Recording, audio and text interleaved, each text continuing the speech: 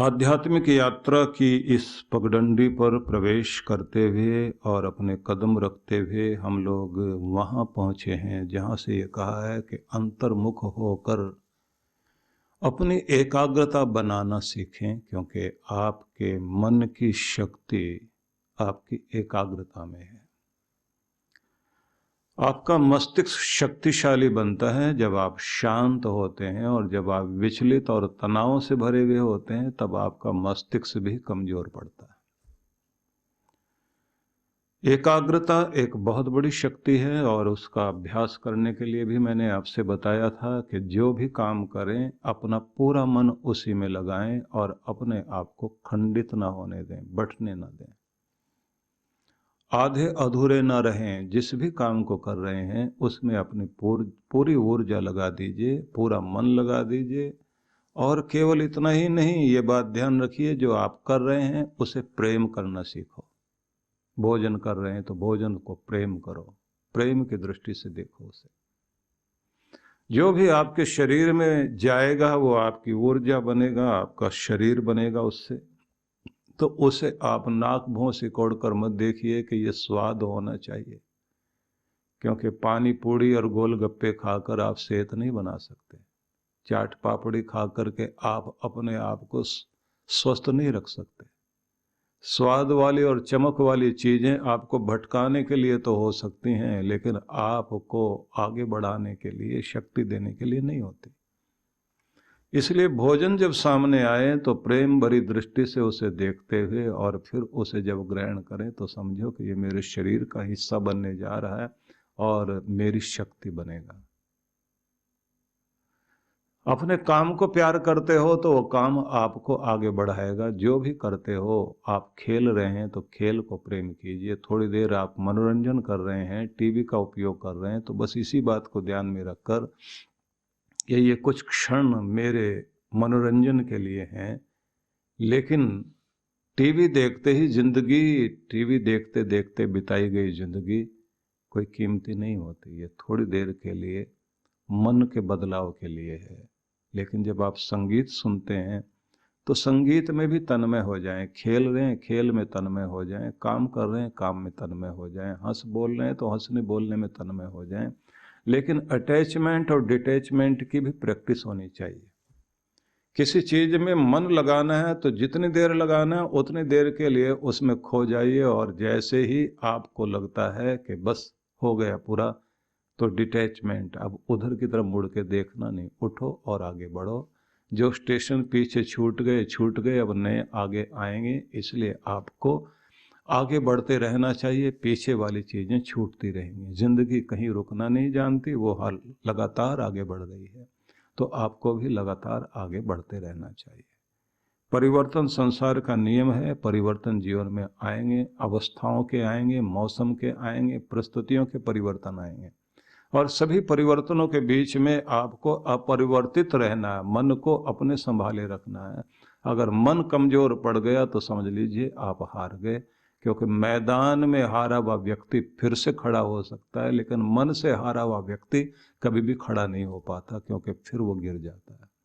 आपके मन को ही तोड़ने का काम पूरी दुनिया किया करती है। भले ही मैदान में हार जाओ, लेकिन मन से मत हार जाना। जब तक आप मन से नहीं हारे तो फिर जीतने की उम्मीद है, फिर खड़े होगे, फिर लड़ोगे और फिर आगे बढ़ोगे। फिर दुनिया चमत्कार मानेगी कि इस आदमी में कोई बात है।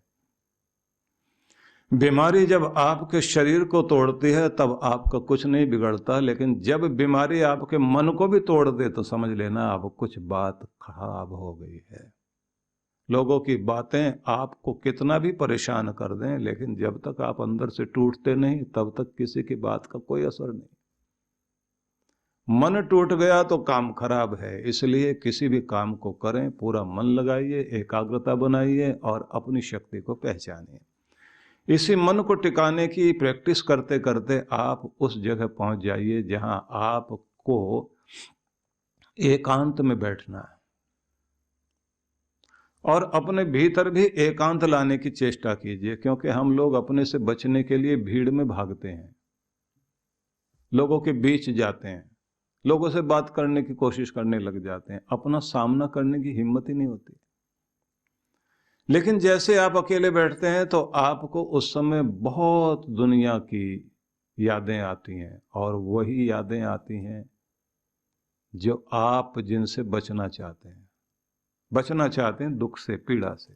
हर आदमी की एक ही आदत होती है, दुख से बच के भागता है। जिसमें मुश्किल पड़ती है, जिसमें कठिनाई पड़ती है, जिसमें जोर पड़ता है हमारे ऊपर, वो काम करते ही नहीं। जो आसान पड़े, जिसमें कुछ करना ही ना पड़े, जिसमें दबाव पड़े ही नहीं, बस उसको करना शुरू करते हैं। और जिस दिन आप ऊंचा उठना चाहते हैं तो कठिन काम को करना शुरू कर दीजिए, जिंदगी आसान होनी शुरू हो जाएगी। और जिस दिन आप आसान चीजों की तरफ भागना शुरू करोगे, जिंदगी मुश्किल में पड़नी शुरू हो जाएगी। इसलिए जिंदगी को आसान बनाना है तो कठिनाइयों से जूझना सीख जाइए, और अगर जिंदगी को मुश्किल में डालना है तो आसान की तरफ भागना शुरू कर दीजिए। ये आसान काम कौन सा है वो बता दीजिए। जिंदगी आसान नहीं होती, लेकिन कठिनाइयों से लड़ते लड़ते जिंदगी की कठिनाइयां आसान होने लग जाती है। हर चीज शुरू में मुश्किल लगती है, करते रहने के बाद वही आसान हो जाती है। तो आपने मन की बात को समझा, एकाग्रता की बात को समझा। एकांत में बैठना है और अंदर से भी खाली होना है, अंदर भी शांत होना है। एकांत वो स्थान है जहाँ कोई शोर नहीं करे, जहाँ कोई तंग ना करे, जहाँ कोई परेशान ना करे। ऐसी जगह को ढूंढिए, ऐसी जगह का चुनाव कीजिए। 10वीं पातशाही गुरु गोविंद सिंह जी महाराज की साधना का एक स्थल है हेमकुंड साहब। हेमकुंड साहब जाकर के आप देखिए कि जहां पता लगता है कि प्रकृति और ब्रह्मांड दोनों अपनी संपूर्ण शक्तियां बिखेर रही हैं वहां, और वहां एक तपस्वी ने अपनी शक्ति को इतना ऊंचा उठाया जग का कल्याण करने के लिए।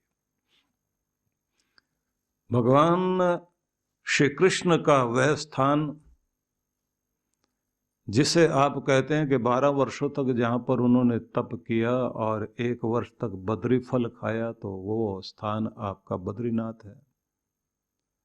और बद्री विशाल को ही ध्यान में रख कर के लोग जो है वो भागवत कथा की उस चर्चा को करते हैं, जिस चर्चा में ये कहा जाता है कि यहीं से वह शुरुआत हुई थी, कि जिससे भगवान श्री कृष्ण की जीवन चर्या से लेकर, उनकी बाल लीलाओं से लेकर और उनकी जीवन झांकी,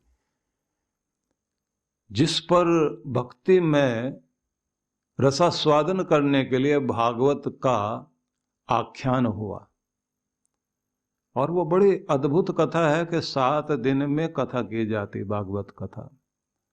क्योंकि 7वें दिन ही परीक्षित के लिए वो परीक्षा थी कि जिस दिन उनको तक्षक ने आकर डस लेना था। तो इसलिए ये कहा जाता है कि 7 दिन जो है भागवत कथा की जानी चाहिए। कमाल की बात यह है कि श्री कृष्ण को माना जाता है कि वो 8वें अवतार हैं, और अष्टमी को उन्होंने अवतार धारण किया, जन्माष्टमी, और 8वीं संतान थे। तो उनके साथ में 8 बड़ा काम करता है। और वो 8 शक्तियां, 8 सिद्धियां, वो भी बड़ी अद्भुत हैं। लेकिन मेरा विषय न बदल जाए, ये तो बीच में लाइन आ गई इसलिए मैं बताने लग गया, क्योंकि भागवत कथा मैं तो नहीं करता हूं। भागवत कथा वाले जो लोग हैं रात दिन वो कथाएं करते हैं, गीत संगीत सुनाते हैं, आपको नचाते हैं, गवाते हैं। लेकिन भगवत गीता और भागवत के संदेश और जीवन दर्शन अगर हमें दोनों गुथावा मिले तो फिर एक स्तर दिखाई देता है कि हम लोगों ने एक प्रगति की है, हम थोड़ा और लोगों से, भीड़ से थोड़ा ऊपर उठे हैं। लेकिन महत्वपूर्ण बात यह है कि श्री कृष्ण भगवान ने अपनी शक्तियों को जागृत करने के लिए वह स्थान चुना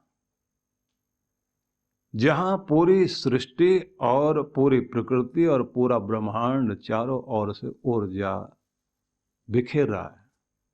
उस जगह पर साधना की। आपको मैं ये नहीं कहूंगा कि आप लोग हिमालय में चले जाएं, मैं ये कहूंगा कि हिमालय को घर में लेकर आइए।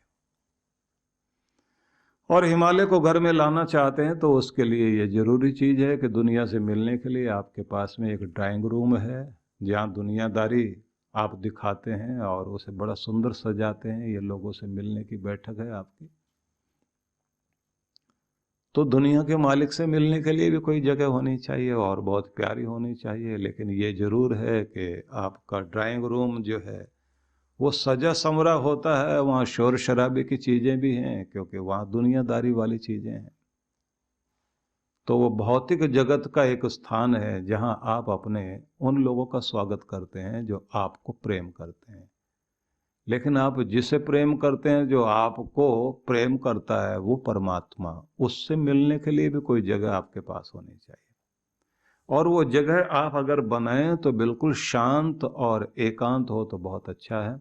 साधना स्थली आपकी होनी चाहिए और उसके लिए समय भी निकालें। बहुत लोगों को मैंने देखा, उनके पास बहुत अच्छी अच्छी गाड़ियां होती हैं, करोड़ों करोड़ की गाड़ियां हैं, लेकिन जब उनसे पूछते हैं कि कभी इसमें बैठते भी हैं, बोले फुर्सत होती नहीं है। एक गाड़ी 1000 किलोमीटर से ज्यादा चल ही नहीं पाती, सब दूसरों को दिखाने के लिए है, यात्रा हो ही नहीं पाती उनकी। 3-3 4-4 गाड़ियां, कुछ गाड़ियां इतनी बढ़िया रखते हैं, बोले जब कभी कोई बहुत बड़ा रिश्तेदार कहीं एयरपोर्ट पर आता है तो उसे लेने के लिए जाते हैं हम लोग, उसमें लेकर के आएंगे, खुद गाड़ी चलाते हुए लाएंगे, मान देने के लिए कि आज ड्राइवर की छुट्टी कर दी हमने, हम ही लेकर के आ रहे हैं। लेकिन परमात्मा के स्वागत के लिए भी आप कुछ कर सकते हैं। अगर कर सकते हैं तो फिर ये ध्यान रख लीजिए कि एक दिन वो रखिए आप जब आप पूरी तरह से छुट्टी मनाएं, शांत होकर एकांत में आप बैठें, खुद से बातचीत करें, अपने एक हफ्ते के जीवन के ऊपर आप विचार करें। ध्यान रख लीजिए 7 दिन जीवन के हैं तो ये 7 रंगों की दुनिया है, और 7 रंगों की दुनिया में 7 तरह की ध्वनियां हैं जिनको 7 स्वर कहा जाता है। आकाश के सप्त ऋषि से लेकर के सप्त द्वीप और 7 उन जिन्हें हम जिन्स कहेंगे या जिसे आप कहेंगे कि 7 तरह के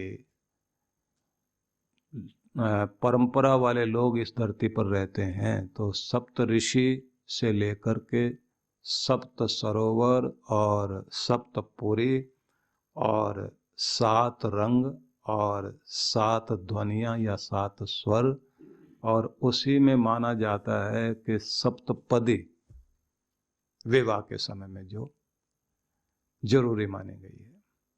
और जहाँ कहते हैं कि 7 कदम किसी के साथ आप चल पड़े एक दिशा में तो मैत्री भाव बनना शुरू होता है। तो 7-7 का बड़ा संबंध है। और इंद्रधनुष के ये जो 7 रंग जब बिखरते हैं तो जब वो आप देखते हैं कभी कभी बरसात के दिनों में तो बहुत सुंदर लगते हैं। तो जिंदगी ये 7 में बटी हुई है, लेकिन कमाल की बात मानी गई है कि 7वें लोक में आप अपने परमात्मा से मिलते हैं, और वो 7वां लोक कोई और नहीं है, आपकी रीढ़ में जो 6 चक्र हैं, 5 चक्र तो रीढ़ से जुड़े हुए गर्दन से नीचे तक हैं, और 6ठा चक्र आपका ये आज्ञा चक्र है, 7वां चक्र आपका सहस्रार चक्र है, सबसे ऊपर वाला।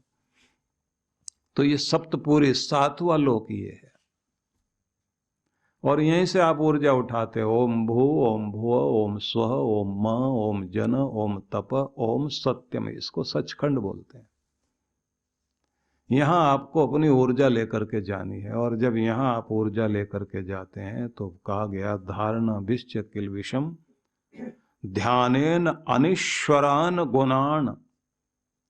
जब आप ध्यान में जाते हैं तो जो अनीश्वर गुण है, ईश्वर से अलग तरह के गुण हैं, उन सबसे पृथक हो करके आप अपने ईश्वर में संबंधित होते हैं। मतलब कुछ चीजें ऐसी होती हैं जो भगवान से आपको दूर लेकर जाती हैं, वो चमक दमक आकर्षण वाली चीजें, उन सब से बचना आता है फिर आपको।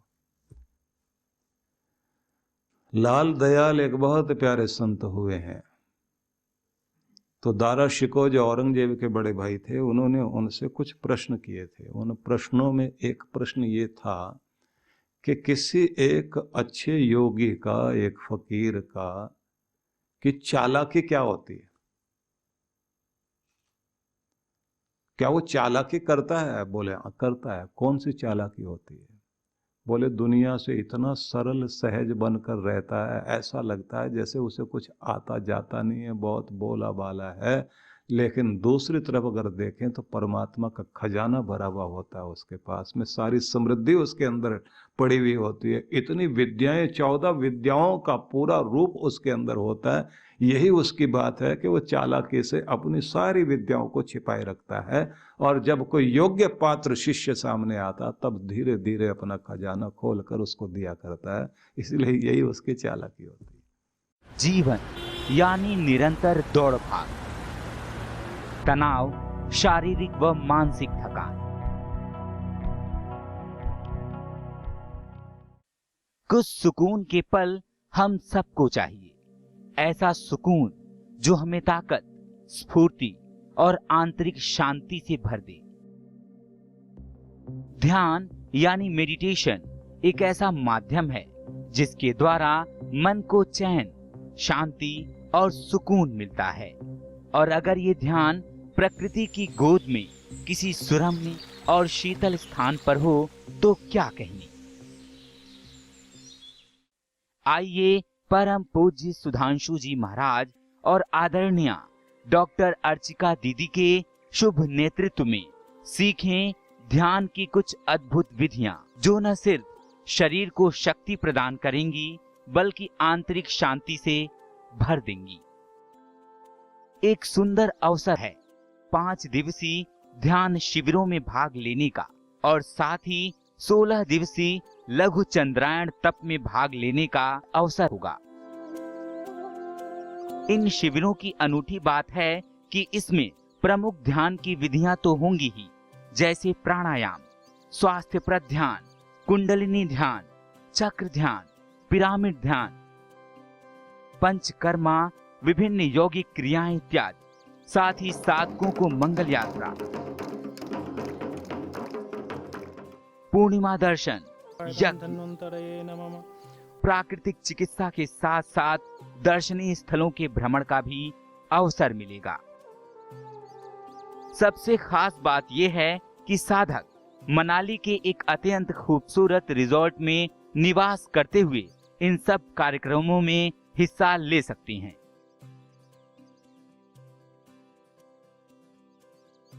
तो आइए परम पूज्य गुरुदेव और डॉक्टर अर्चिका दीदी के साथ मनाली चलें, पहाड़ों पर कुछ दिन बिताएं, ध्यान की विधियां सीखें और पाएं एक तनाव रहित मन, स्वस्थ तन, आत्मविश्वास और सबसे बढ़ के आंतरिक शांति और सुकून।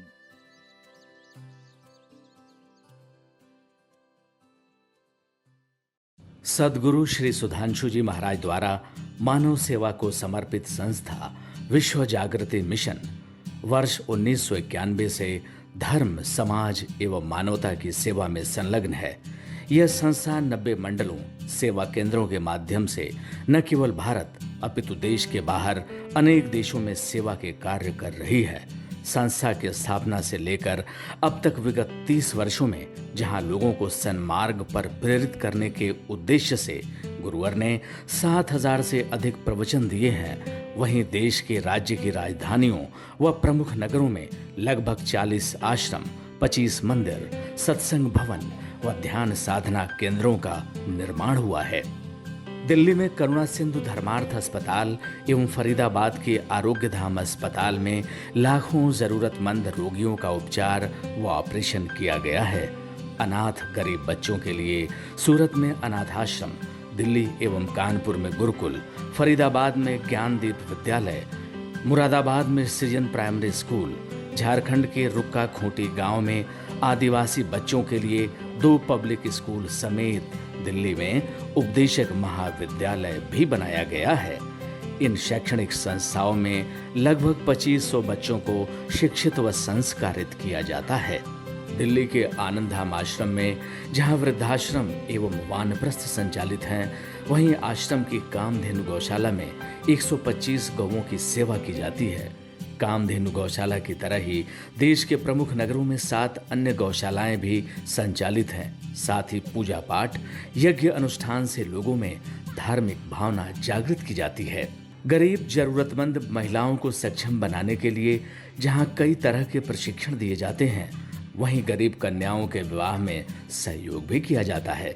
प्राकृतिक आपदा जैसे कि बाढ़, भूकंप, तूफान आदि में जहां मिशन द्वारा प्रधानमंत्री राहत कोष में सहयोग किया जाता है, वहीं जैसे वर्तमान में चल रही महामारी कोरोना संकट काल में जरूरतमंदों को भोजन, राशन किट व सांसों के संकट से जूझ रहे जरूरतमंद मरीजों को देश विदेश से मंगाकर ऑक्सीजन कंसंट्रेटर बांटे गए। मानव सेवा को ईश्वर भक्ति मानते हुए सेवा परमो धर्म के भाव से विश्व जागृति मिशन के सेवा कार्य निरंतर जारी हैं। आइए मिशन के सेवा पथ पर बढ़ते कदमों में कदम से कदम मिलाकर चलें और मानवता की सेवा में दान सहयोग कर पुण्य के भागीदार बनें।